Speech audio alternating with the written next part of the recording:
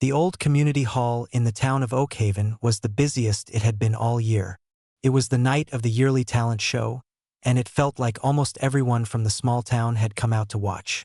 The air inside was warm and stuffy, smelling of old wooden floors and the sweet perfume worn by some of the older ladies. Folding chairs were set up in rows, and they were all filled with parents, grandparents, and friends. They chatted quietly while on the stage.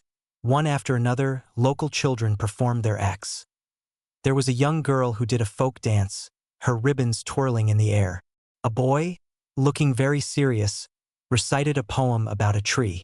Another child played a violin, and while a few notes were sharp and squeaky, the audience clapped warmly for them all. It was that kind of night. It was not about being the best. It was about having the courage to try, and the community showed its support with kind, if sometimes relieved, applause when each act finished. In the very back row, tucked into the corner where the shadows were deepest, sat a young boy. He was 10 years old, and he was so quiet and still that most people did not even notice he was there. His name was Leo. He was a thin boy, dressed in a faded blue sweater that was a little too small for him, the cuffs frayed and pulling up over his wrists. His trousers were also short, showing his socks. Most people in town knew him only as that woman's boy. His mother worked very hard, cleaning houses and offices to take care of them both after his father had left many years ago. They did not have much money, and Leo did not own any fancy costumes or instruments. While the other children on stage smiled nervously at their families, Leo's eyes were fixed on one thing and one thing only: the piano. It was an old upright piano, standing proudly at the back of the stage. Its dark wood was polished to a soft shine, and the keys, from a distance, looked like a perfect row of little white and black teeth. To Leo, it was the most beautiful thing in the entire hall. He didn't fidget or whisper like some of the other kids. He just watched, his hands resting in his lap. If anyone had looked closely, they might have seen his fingers moving slightly, pressing down on nothing, as if he were practicing on an invisible keyboard. He was lost in the music, not in the performance. Finally, the last act on the list was finished. A girl with a big voice had sung a popular song, her voice wobbling just a little on the high notes. She took a bow and the audience clapped. The man hosting the show, a friendly fellow named Mr. Higgins, walked back to the center of the stage. He smoothed down his tie and smiled out at the crowd. "Well, ladies and gentlemen, that was wonderful. What talented young people we have in Oakhaven," he said, his voice booming in the small hall. He looked down at the clipboard in his hand. "It looks like that's everyone on our official list." He paused, and a thought seemed to occur to him. He looked out at the audience with a twinkle in his eye. It was a tradition. He always asked this question even though no one ever came up. It was just his way of officially ending the show. "Unless," he said, drawing the word out, "would anyone else like to come up? One last surprise performance for the evening? Don't be shy." A soft wave of laughter moved through the crowd. It was a warm, knowing laugh. They all knew this was just Mr. Higgins being Mr. Higgins. No one ever took him up on it. Parents began to gather their coats and bags. The show was over. But then, in the back row, a small figure stood up. It was the boy in the faded blue sweater. A sudden, surprised hush fell over the room. The rustling of coats stopped. All eyes turned to the back. People nudged each other and whispered, "Who was that? Was he lost? Did he misunderstand?" Leo didn't seem to hear them. He didn't look left or right. His gaze was locked on the piano on the stage, as if it were calling to him and only he could hear it. He stepped out into the aisle, his worn-out sneakers making a soft, shuffling sound on the wooden floor. He began the long, slow walk down the center of the hall, towards the steps that led up to the stage. The audience was completely silent now, watching him. For a small boy, the walk down that aisle must have felt like a mile. Every step was watched by dozens of pairs of curious, confused eyes. He was just a poor, quiet boy from the edge of town, and he was walking towards a stage where he had no business being. The air in the room, which had been warm with community spirit, now grew thick with a different feeling. A mix of curiosity and a deep, uncomfortable pity. They all wondered the same thing. What did this quiet, poor boy think he was doing? The silence in the community hall was heavy and full of surprise. It was so quiet you could hear the soft hum of the old lights overhead and the faint sound of a car passing by outside. All of that quiet was focused on the small boy walking down the center aisle. His head was bowed, and he looked only at the floor in front of his feet, as if making a path for himself through the staring eyes. He was just a kid from a family that everyone knew struggled. His mother worked long hours cleaning other people's houses, and the boy often stayed by himself after school. He was never seen with new toys or nice clothes. In a small town, people notice these things. They talk about them in gentle, pitying tones. And now, this same boy was walking towards the stage. All by himself, a low whisper started to move through the crowd like a soft wind. It wasn't a mean whisper, not at first. It was more a whisper of confusion. "Where is his mother?" An older woman near the front asked her husband, her voice full of worry. Her husband just shook his head, his eyes fixed on the boy. "I don't know. This is unusual." In the middle of the hall, a group of teenagers, who had been bored for most of the show, suddenly became very interested. One of them, a boy with a mischievous smile, elbowed his friend. "Look at this," he muttered under his breath. "What does he think he's doing?" His friend smirked. "Maybe he's going to do a magic trick. Or juggle." They both tried to hold back their laughter, their shoulders shaking slightly. They weren't trying to be cruel, not really. They were just young and saw the world in a simple way. To them, the boy looked out of place, and that was funny. A mother sitting with her young daughter, who had just performed a dance, felt a pang of sympathy. She put a protective arm around her own child. She knew how nerve-wracking it was to be up on that stage, even with practice and a pretty costume. She couldn't imagine doing it alone, looking so unprepared. She watched the boy's slow, steady walk and her heart ached for him. She thought he was setting himself up for a big embarrassment. The man on stage, Mr. Higgins, was caught by surprise. His friendly smile became stiff and uncertain. He had asked for volunteers as a joke, a way to end the show. He never expected anyone, especially not this quiet boy, to actually come forward. For a second, he just stood there, blinking, unsure of what to do. Should he stop him? What was the boy even planning to do? He quickly decided to be professional. "Well now," Mr. Higgins said, his voice a little too loud in the quiet hall. "It looks like we have a brave volunteer. Let's give him a big hand, folks." He started to clap, but the applause from the audience was weak and scattered. It was not the warm, encouraging clapping from earlier. It was a confused, hesitant sound. People were clapping because they felt they had to, not because they wanted to. Their eyes were still full of doubt. The boy, Leo, seemed to not hear the clapping or the whispers. He was in his own world. He finally reached the steps leading up to the stage. They were just 2 steps, but they looked very tall from his height. He put one worn-out sneaker on the first step, then the other, pulling himself up. He was now on the same level as Mr. Higgins and the grand piano. The stage lights were bright and warm on his face. He squinted a little, looking even smaller under their glare. The vast, dark room of watching people spread out in front of him. Anyone else might have felt frozen with fear. Mr. Higgins leaned down, putting a hand on the boy's shoulder. "And what's your name, son?" he asked gently into the microphone. The boy didn't answer.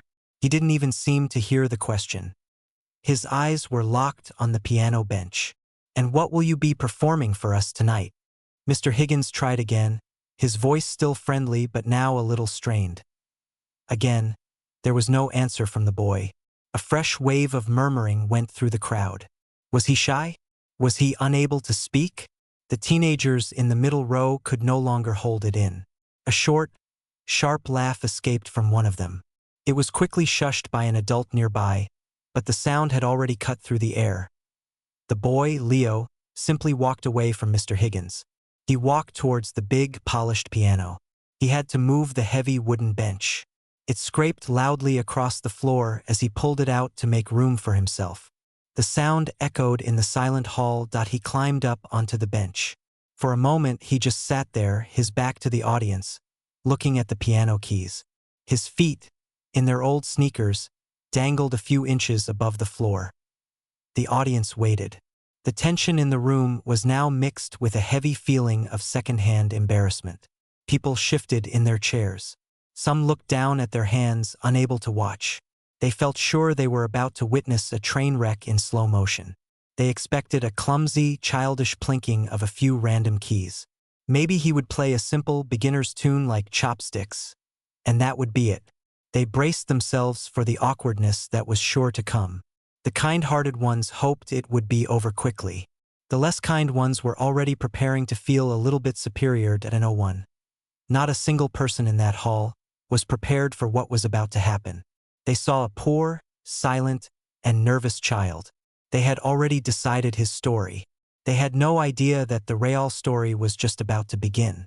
The boy was now sitting on the bench, his small frame looking even smaller against the large, dark body of the piano.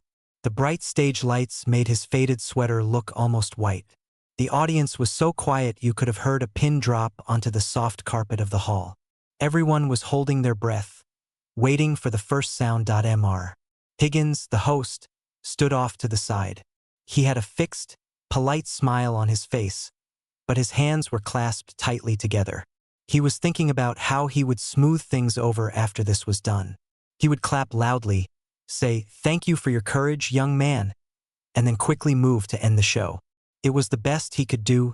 Down in the front row, the mother who had felt so much pity earlier now felt a knot in her stomach.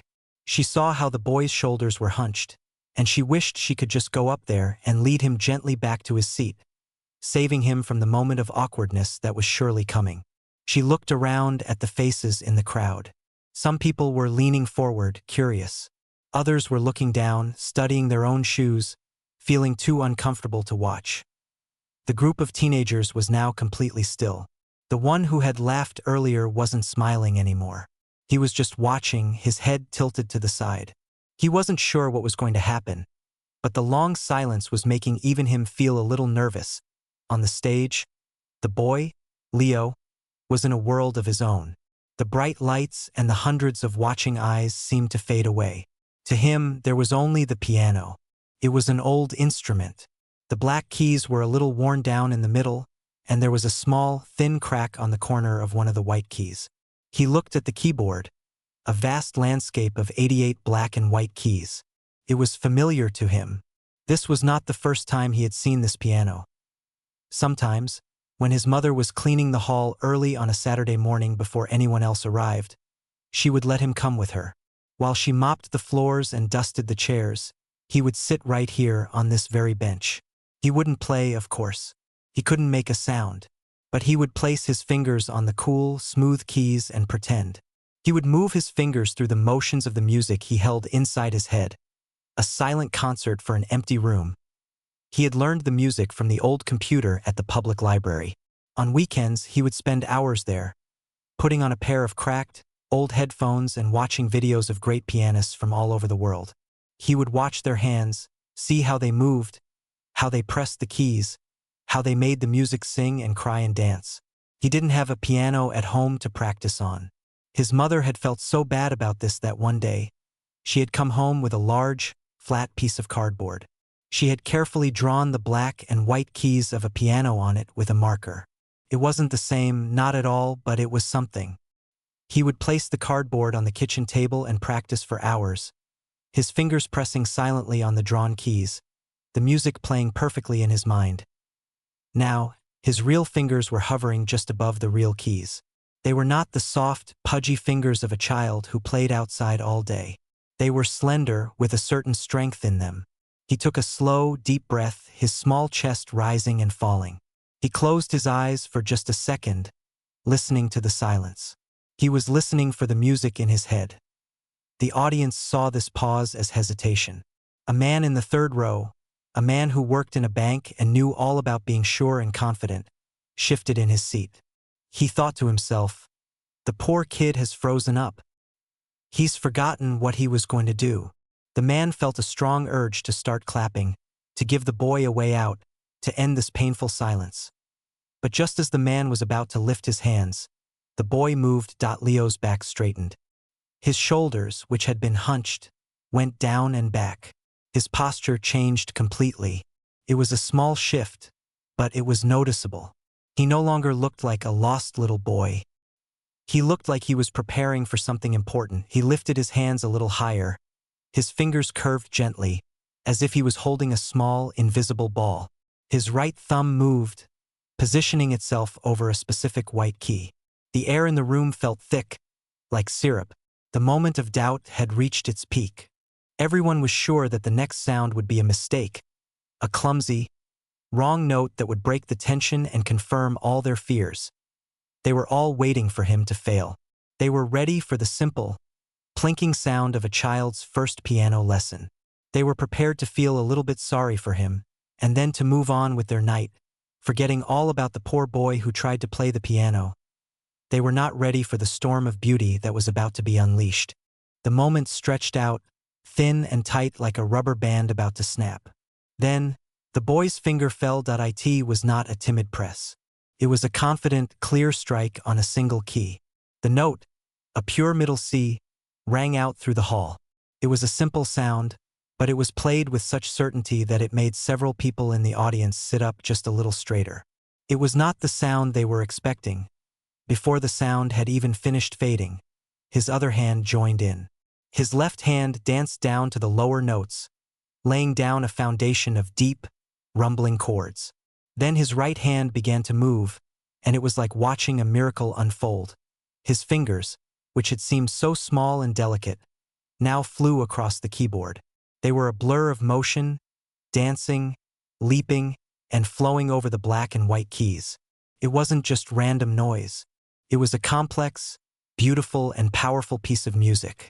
The notes tumbled out of the piano like a waterfall, one after another, a river of sound that filled every corner of the silent hall. It was a piece by Chopin, a famous composer from long ago. The music was called Fantaisie Impromptu. It was a piece known for its incredible speed and its deep, swirling emotions. It was sad and hopeful all at the same time. It was the kind of music that professional pianists spent years learning to play. And this boy, this small, shabbily dressed boy, was playing it as if he had been born to do nothing else. The change in the room was instant and electric. The mother in the front row, who had been so worried, felt her hand fly to her mouth. Her eyes, which had been full of pity, were now wide with pure astonishment. The sound was so beautiful it almost hurt to listen to. She forgot all about her own child, her coat, everything. She was completely lost in the music. The teenagers in the middle row were frozen. The boy who had smirked and laughed now had his mouth hanging slightly open. He was a musician himself. He played the guitar in his school band. He knew better than anyone how difficult this was. He knew the incredible skill and practice it took to make your hands do two different, complicated things at the same time at such a dizzying speed.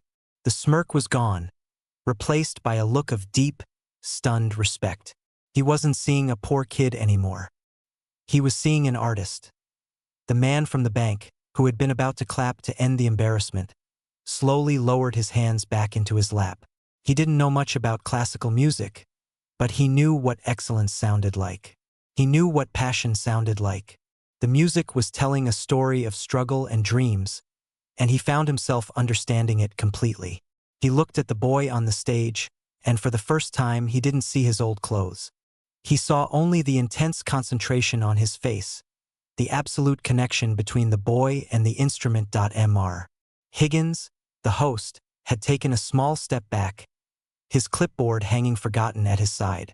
His professional smile was gone, replaced by a look of pure wonder. He had hosted this talent show for 15 years. He had seen countless children play Twinkle, Twinkle, Little Star. He had never, ever heard anything like this. And the boy, Leo, was somewhere else entirely. He wasn't in the Oakhaven Community Hall anymore. The audience, the lights, the whispers, they had all vanished. He was alone with the music. His body swayed gently with the rhythm. His eyes were fixed on his hands, but he wasn't really seeing them either. He was feeling the music. He was feeling the stormy, passionate parts and the soft, gentle parts.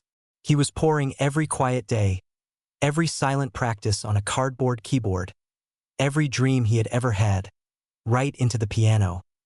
The music swelled, filling the hall with its powerful voice. It was a voice that was sad and strong and hopeful all at once. It was the voice of a boy who had very little, but who had this one incredible gift. It was the sound of hidden beauty, finally being set free. No one was bored. No one was looking at their watch. No one was thinking about going home. They were all held captive, not by a performance, but by a transformation. They had come to see a simple talent show. They were now witnessing a small miracle. The poor kid was gone. In his place was a musician, and he was taking them all on a journey they would never forget. The music built to a powerful peak, a great wave of sound that seemed to shake the very air in the hall. For a few seconds, the boy's hands were a frantic, perfect blur, navigating the storm of notes he had created. And then, as quickly as the storm had begun, it started to calm. The music softened, becoming slower, more thoughtful. The notes were like gentle raindrops after a heavy downpour, each one clear and full of feeling. He played the final, delicate phrases. The last few notes were quiet, hanging in the air like tiny, shining stars. Then, he lifted his hands from the keys and placed them gently back in his lap. The final sound faded away, leaving behind a perfect, profound silence. It was a different kind of silence than before. The silence before had been full of doubt and tension. This silence was full of awe. It was a deep, respectful quiet, as if the audience was afraid to break the beautiful spell the music had woven. For a long moment, no one moved, no one clapped, no one even seemed to breathe. They were all still trapped in the world the music had created. The mother in the front row had tears quietly tracing lines down her cheeks. She wasn't sad. She was overcome by the sheer, unexpected beauty of what she had just heard. The teenager who played guitar just stared, his mind trying to process the incredible skill he had just witnessed. The man from the bank sat perfectly still, feeling a strange tightness in his throat. The boy on the stage slowly seemed to return to the real world. His shoulders relaxed from their focused posture. He blinked a few times, as if waking from a deep dream. He became aware of the bright lights again, and the large, dark room in front of him. He looked out at the sea of silent, stunned faces. A flicker of uncertainty crossed his face. Had he done something wrong? He slid off the piano bench. The soft thud of his sneakers on the wooden stage floor seemed incredibly loud in the quiet. He took a small step forward, and with a shyness that was completely different from the confidence he had just shown, he gave a little bow. It was a quick, awkward dip of his head and shoulders. That small, simple movement broke the spell. It was as if someone had flipped a switch. The silence shattered into a roar of sound. The applause didn't just start. It exploded. Every single person in the hall was on their feet. They weren't just clapping. They were cheering, whistling, stomping their feet on the old wooden floor. The noise was thunderous, a physical force of appreciation that filled the room. The boy looked up, his eyes wide with surprise. He had been prepared for silence, maybe for a few polite claps. He was not prepared for this wall of sound, this wave of emotion coming from the crowd. He took a small, stumbling step back, overwhelmed. Mr. Higgins, the host, quickly walked to the center of the stage, his face beaming with a real, unforced smile. He put an arm around the boy's small shoulders. "Incredible!" he shouted into the microphone, his voice barely audible over the roaring crowd. "Just absolutely incredible. What is your name, son?" The boy, his heart pounding, looked at the microphone. This time, in a small, quiet voice that was amplified through the hall, he spoke for the first time. "Leo," he said. The crowd cheered even louder at the sound of his name. "Leo! Leo! Leo!" Someone started to chant, and soon others joined in. But Leo felt dizzy. The bright lights, the roaring noise, the intense feeling. It was all too much. He gave one more quick, shy bow, and then, like a little mouse, he quickly shuffled away from Mr. Higgins and towards the steps at the side of the stage. He hurried down the steps and began the walk back up the aisle. This walk was nothing like the first one. This time, people were not staring with pity or confusion. They were reaching out their hands to touch his shoulder as he passed. They were leaning over, smiling at him, their faces full of warmth and respect. "Well done, son," a man called out. "That was beautiful," a woman said. Leo didn't look at them. He kept his eyes on the floor, his cheeks flushed red. He just wanted to get back to his seat in the back, to the safety of the shadows. He slipped into his chair and folded his hands in his lap, looking down at them as if he couldn't believe what they had just done. The applause continued for a long time. Mr. Higgins had to finally raise his hands to quiet everyone down. "Well, ladies and gentlemen," he said, his voice full of emotion, "I think we can all agree we have witnessed something truly special tonight, a reminder that true talent can be found in the most unexpected of places. Thank you, Leo, for that unforgettable gift." The show was over, but nobody rushed to leave. People stood around in small groups, talking excitedly, their voices buzzing with the shock and wonder of what they had just seen. They had come to a simple community talent show. They were leaving having learned a powerful lesson about not judging a book by its cover, about the secret dreams that can live in a quiet heart. That as the crowd slowly began to file out, a woman with a kind, tired face made her way through the people towards the back row. It was Leo's mother. She had been working a late cleaning job and had slipped in just as her son had begun to play. She had heard it all, standing in the darkness at the very back. She reached his seat and knelt down in front of him. She didn't say anything. She just put her hands on his shoulders and looked into his eyes. Her own eyes were shining with tears, but she had the biggest, proudest smile on her face. She pulled him into a tight, warm hug. Leo finally looked up, and for the first time that night, a small, quiet smile touched his lips. He didn't need the applause or the cheers. This right here was everything. He had shared his secret world, and in his mother's proud embrace, he was home.